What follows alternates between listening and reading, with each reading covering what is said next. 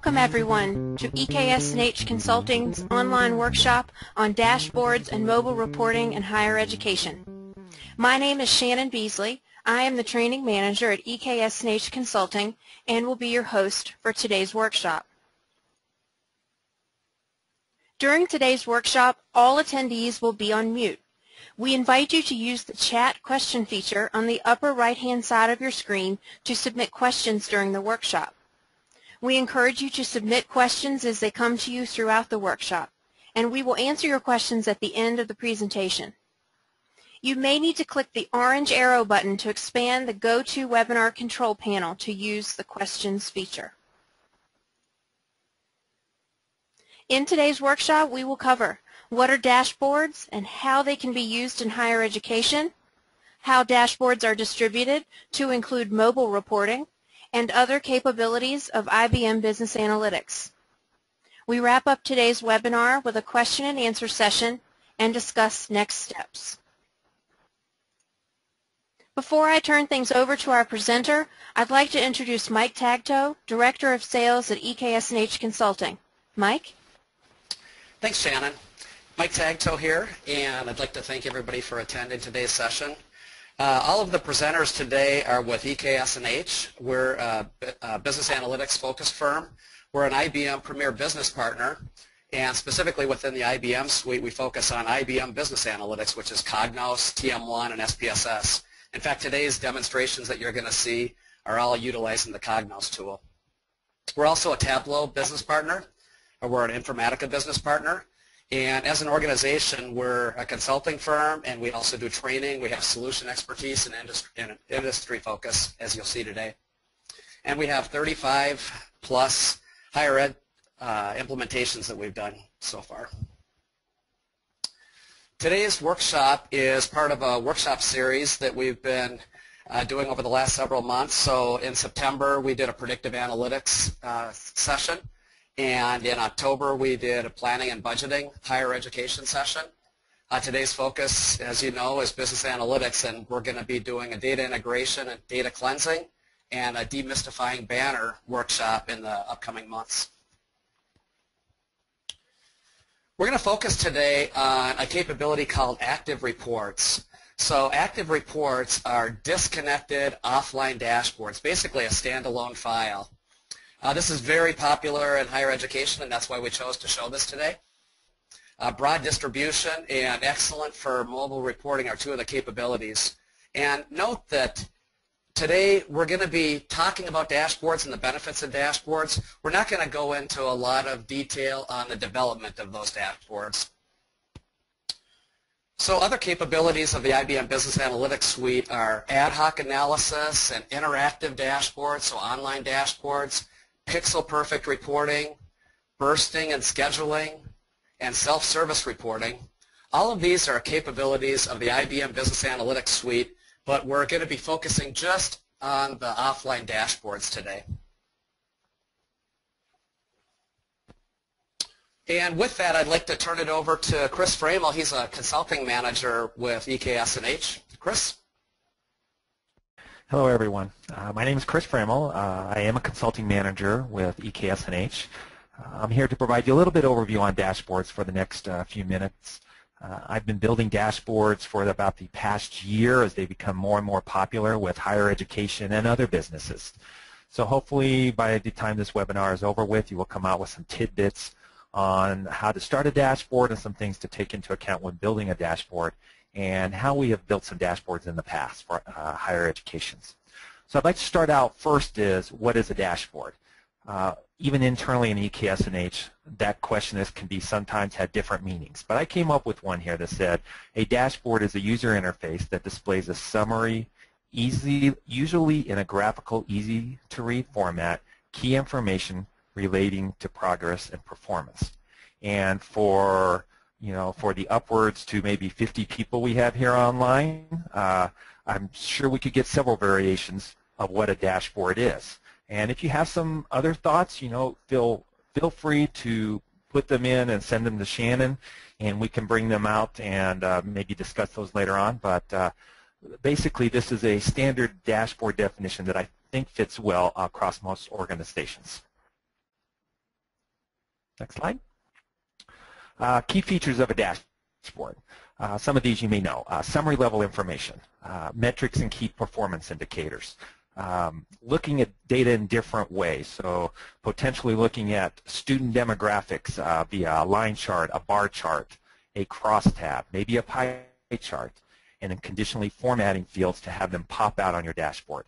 At times on a dashboard, we're talking about offline today, at times on a dashboard you could drill down to detail, but in an offline dashboard that you might be mailing to people, that detail may be just, say, your top 10 employees who have overtime. If you're looking at HR data for your education place, or if you're looking at the top 10 colleges of donor information. So you can do some detail, but it's mostly summary information. And then one of the most important things is that they're simple to use and understand, as many dashboards are built for managers on up, and that's sometimes your target audience. Okay, so why would anybody want to do a dashboard in the first place? Well, one thing is the data can be obtained from multiple dashboards. So you can have a dashboard that brings in student data, maybe HR data, financial data, donor data. Any type of data that you have, whether it's in Oracle or SQL or even Lotus Notes or Access or whatever, can be brought into one dashboard. And it's also the different types of data. So that's kind of a combination here. So in one dashboard, you could have 4 pages with HR on one page, financial on one page, and donor on one page. Or you could have a dashboard with one page having different data on that same page, all relating to each other to help management make a decision. Okay? You can present lots of data in a compact and appealing way. In one of my dashboards that I built in the past for education, there were 70+ reports in a single dashboard that was approximately 5 meg and emailed out. So a lot of data, but it was compacted, made in an appealing way so that managers could look at the information, update it daily, and possibly make decisions or determining what to follow up on next. And also a dashboard can be accessible through a variety of tools. Browsers are common, but these days and over the past year, what has really made these even more popular is accessing them through tablets and sometimes even a phone. In a crunch, you can access this through IBM Cognos Mobile through a phone. So it just all depends on what your target audience needs is dependent upon the tool that you will use. Okay? One thing I do want to note as a business case for dashboards here is that a lot of times in the past, reports were list-based reports, and it gave you a bunch of business information for you to make some intelligent decisions. What I recently read on dashboards is that a dashboard is kind of visual intelligence. So it is important that these dashboards visually present your data, not just present the data in a standard business way that might have been done for the past 20 years. Okay. Following up, we wanted to discuss why dashboards are becoming popular with mobile. As we've been building these dashboards, rarely do I hear of a sentence that doesn't contain the words dashboard and mobile in one sentence. So why mobile? One is that over the past 2 years, the proliferation of mobile devices, all different kinds, iPads, iOS, the Surface tablets, a new version of Windows coming out. The growth of that has increased the need for dashboards or the wanting of a dashboard. You can access it anywhere. I mean, as it says below there, wireless and the pound G, I just say 4G, LTE, wireless connections all over the place. They're increasing, 5G's coming out, so that speed has increased the capabilities of using the dashboards, both disconnected and even online, connected back into your system using a VPN connection. So taking a iPad, VPN into your network and accessing your dashboard online and then being able to drill through to a detail. 2 years ago, very difficult. These days, pretty easy. So it's just, you can get now to this data anywhere.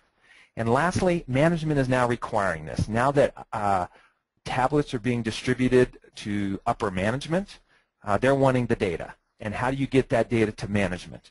And so now they're asking for dashboards, and they're asking, saying, I want to see this. I'm in my board meeting, or I'm on my regents meeting. or a professor may want student information, and I want that data.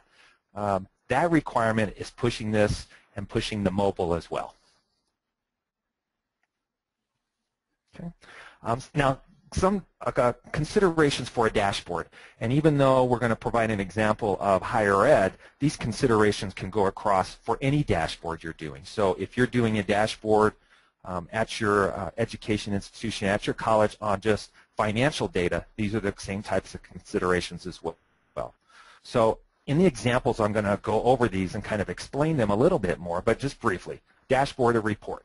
A report similar to a list report with groups and totals, maybe a couple of charts. A dashboard is a lot different, lots of data and compact. Who's your target audience? In a standard list report, it's pretty straightforward. But when you're building a dashboard, you have a different target audience, and they have much more involvement on how that dashboard is going to look, how you're going to navigate it, the KPIs, the metrics, and all of that. Storyboarding and design. One of the most important things in creating that dashboard. Remember, we wanted it to be simple and easy to understand, easy to navigate. So storyboarding a dashboard up front, extremely important. Designing the dashboard, look and feels, colors, your charts, extremely important. Data and how you present the data. What type of data are you going to have? How does the target audience want to see it? How do they want to manipulate the data? Do they want to filter to the data? So knowing that you might have 50 reports in one dashboard, it's a lot of work to do to determine how you want to present the data and show it to your target audience. And last, how are the dashboards going to be consumed? I usually tend to work with dashboards that are between 5 and 15 megs. Sometimes the client will come to me and say, we can only mail out 5 megabyte files. So determining from your target audience how they will consume these dashboards also helps you storyboard it and design it in a way that can easily be consumed on a mobile device disconnected. Okay? So let's go through a couple of examples there, and I'm going to try to relate back to those considerations as we go back and go through these examples. So we did a client, Angelo State, and they came to us and provided us a report such as this. This is a PDF report, and hopefully you all can see my screen. And what they did, we went to them and they provided this 10-page PDF report that had a bunch of valuable data here. And as you scroll through here, it's similar to probably the data you all do at your education institutions.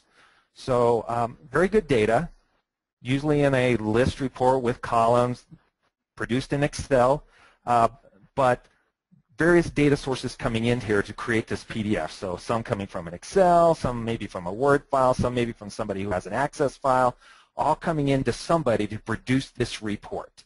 And once you produce the report and send it out to update it, you're doing the same thing over again, producing this report and putting it right here.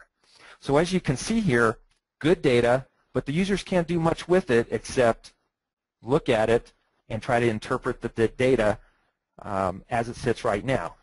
Okay, they can still look on a mobile device, but it's difficult to highlight things that might pop out.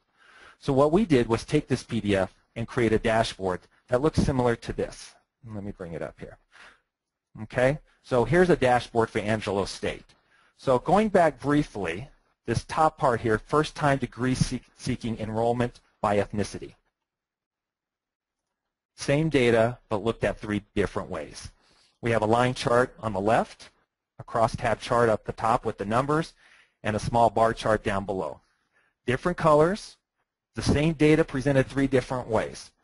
No filters on this, but in a dashboard, if the target audience came back to you and said, well, we'd like to filter this data to select one of the ethnic groups and see further data, you could do that in the dashboard. To do that on the PDF may be very difficult to do, or you might be hand keying that back into an Excel sheet to do your analysis. Okay? So one way to show the same data in different ways. Going back to the PDF, we looked at ethnicity, but you also have gender here, and you also have first-time degree seeking enrollment by state and country and counties. Well, that's different type of data, and you will see if I click here in the dashboard, I'm showing those 3 sections in 3 charts. Okay, so 3 different types of data on 1 page. Okay, here's my ethnicity here. But let's say I come here and I want to see details of this. Now I'm drilling down, seeing just this data in a page right here. So I went from 3 different types of data showing in 3 charts to 1 page of the same data showing 3 different ways. So that's getting back to the part where we're storyboarding and we're designing this, and we're working with our target audience of saying, what do you want to see? So the client comes to you, or your target audience comes to you and say, I'd like to see a page like this. And so you build it out, and then you recreate what they want to see here, and you're really involving the target audience much more than you ever did before in just your everyday standard report. Okay? And so this report that has several sections, several reports, is built into a report that has the similar. So 4 sections, just like the PDF. They click under graduate, graduate studies, and then an overall report. And demographics, academics, and when they click to say full-time students, similar to that. So same data in the PDF, shown in different ways in one condensed file, emailed out to people, and consumed on an iPad. So this is designed for the size of an iPad, but you can design it for Android tablets, Surface tablets, and I'm viewing it right now in a browser. So discussing those considerations, could you do this in a report? Yes, but sometimes you can't create that navigation in that single report because all of this is in a single file. Is your target audience involved? They're involved in all of this, even the colors, even the image, even the borders. Storyboarding and design it. If you jump into creating your dashboards like this and you don't storyboard it and design it, you do a lot of extra rework, and it delays your go live, and it just takes, you have to make a bunch of changes because, as you can see, I have 3 different reports on this page. 1 report with different filters on this page, and sorts. So you've got to work with your target audience to design it. Data and presentation. What does your target audience want to see? This is what they wanted to see. This is what they wanted to see. This is what they wanted to see. Okay? And then how they're going to consume it. So this is all encompassed in this one dashboard. Another example is this dashboard, and it is done with mocked-up data for the University of Texas, but it's all just dummy data. But it gives you another indication of how a dashboard can work. Here, the data is shown here, and visually you can see on the United States your average donations by state. So we can see that Montana did not give anything to the University of Texas, but you can see that the states surrounding Texas here are averaging $156,000. And then when they drill through here, you can see the detail on the right-hand side change. So you can provide a little detail, okay, but you still keep in mind your target audience and how they're going to consume this data. Okay? Excuse me on that. Donation projections. The client wanted to see how we could show donation projections. So we gave them a historical data and forecasted data. Donations by college. Here we gave the client demonstration of how they could, by sorting different colleges and providing different data over here, and then sorting this by the year of what they what donations they wanted to see by quarter. So if you just work for the School of Business, you could just look at the School of Business. Okay? And so this is another dashboard bringing data in, but it's targeted just to the donations for the University of Texas. Okay? All right. Shannon, I can let you take that back because that gives an overview of those dashboards. Okay? So to cover back some of the benefits of the dashboard, there's different types of information in a single dashboard, and hopefully with Angelo State you saw the different types of data that can be in a dashboard. It's simple. By clicking, hopefully you saw the fact that they were easy to use. that it did not take a lot of training for the target audience to potentially use the dashboard because they're helping you build it. But it's simple to navigate and move around. It contains data that matters most to the user audience. That is determined by your target audience. So they tell you what you want to see. So they wanted to see the PDF report, but then working with them, we moved that to a dashboard, still taking into an account what do they want to see. At both examples, they were able to slice and dice the data, sometimes filter it, but be able to see it in different ways. Hopefully you saw in both examples they were visually appealing. Whether the charts move up and down, whether you showed the United States, whether you showed it in a bar chart, just the data, or a line chart or a pie chart, with the colors, and you make it appealing for the end user to work with and have the data pop out for those things that are important to the target audience. Lastly, we try to make the dashboards timely. So if you create one dashboard once a year and the data's stale, that's okay, but the dashboards, we try to make them work better so that the data is changing. And at some of the clients, the dashboards are mailed out every day with changing data. So maybe student data or new students or grades or things like that. So the more timely you can make that data, the more the users go out to it and enjoy reviewing the dashboard. And the good part of that is they want more of that dashboard, and that's part of the bad part is they want those dashboards built even more and contain more data. So try to make that data timely, and that helps out as well as selling the dashboard and getting the users to use them. Okay. So with that in mind, I mean, that covers the basics of the dashboards, and if you have any questions, you can send them to Shannon, and we'll try to answer any questions that you have. Well, Chris, I do have a few questions for you, and before I give you those, I would like to invite all of our attendees to use the chat question feature on the upper right-hand side of the screen to submit additional questions. And you may need to click, there's a little orange button in the upper right-hand corner of that will expand the GoToWebinar control panel. It's a little orange button with a white arrow. So keeping that in mind, Chris, I have a few questions for you already. The first is, knowing that active reports stand alone, what's the typical file size that you see? The largest one that we have made that works well is has been about 12 megabytes. Again, some email systems do not, they have control set on them to you can't mail out a file that size to people. And it also depends upon your end device. If you are using, let's say, a first-generation tablet of an Android or an iPad, a 12 megabyte file may not work very well. If you are using a Surface 3 or iPad Air 2 or an Android, the latest version, with a higher processor, the dashboards work better.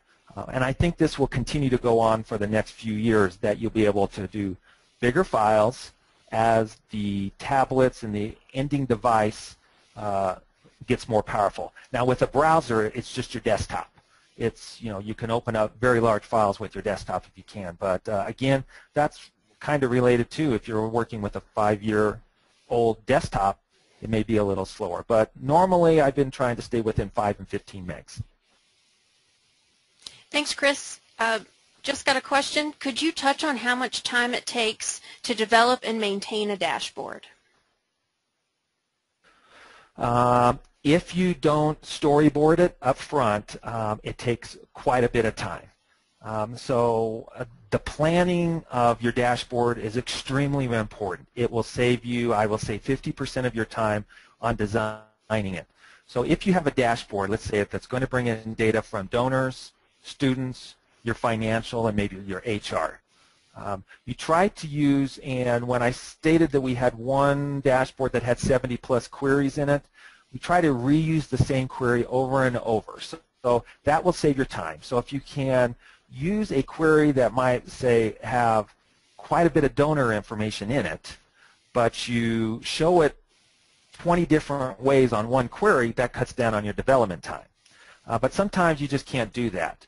But knowing what charts you're going to use, what data you're going to show, how you're going to conditionally format something. So maybe you have a KPI that's bad and you want to show it as red. Knowing where you want to put this on the dashboard, drawing out how you want to navigate, even before you start developing anything, I would say will save you at least 50% of development time. And then if somebody wants to make a change, if you go right into development and then somebody comes back and says, oh, I want to move this to here and navigate this to there, you could require a lot of rework. So I would say to save the time, ensure you storyboard it up front on a whiteboard with your target audience. That is the most important recommendation I can make when building a dashboard. And I think along the same lines as development time, Chris, can you give us some ideas of what sort of resources we would need to develop a dashboard? Resources, understanding your data, because if you're talking about from a technical standpoint, you're going to need to understand your data and know the tool you're going to develop the dashboard in. If you're talking about an end user, you're going to need to know what you want to see in the dashboard and what's important to you. A common question that is difficult to answer when we go in and storyboard the dashboards with the target audience is they're used to seeing data in that PDF list format. Now we're asking them, what type of metrics? What's your KPIs? What data matters to you? And in a way, they're kind of questions that my target audience has had a hard time answering.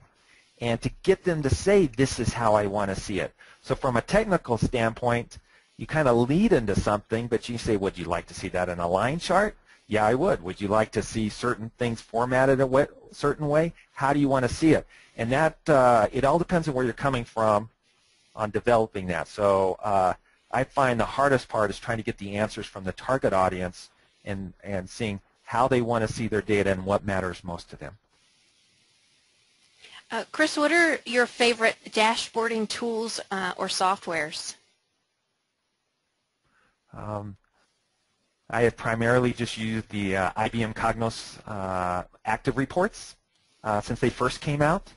And now that IBM Cognos has brought out the visualization rave tools to allow the kind of like the charts that grow and the line charts that grow and some of the nice features of showing your data, those have been being put into dashboards more and more as they are very appealing, and they can show the data a little bit differently in your standard pie chart.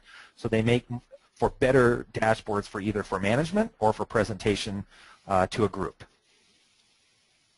It seemed like the performance on those dashboards you used in the demo was quite good. Is this, were you in a demo environment, or was that true-to-life performance? That was a true-to-life dashboard.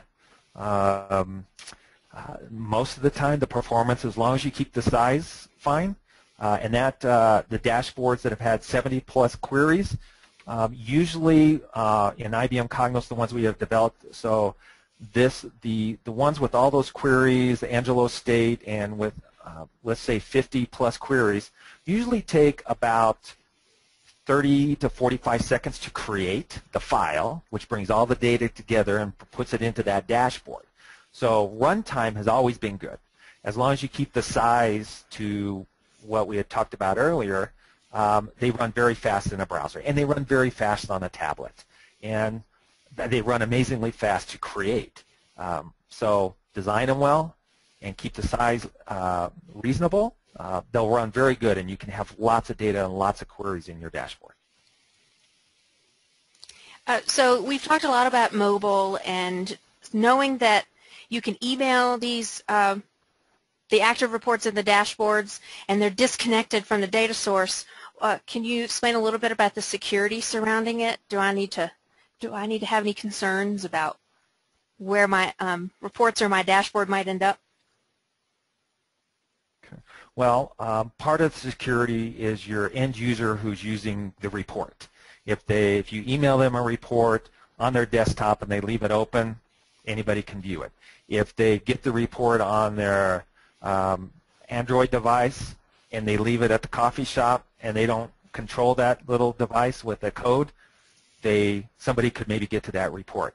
However, in IBM Cognos, there are some additional items that helps with IBM Cognos Mobile. You can put a code on the report so that when you download it or you open it up, you have to type in a code, a PIN number, anything. That's built when you build the report.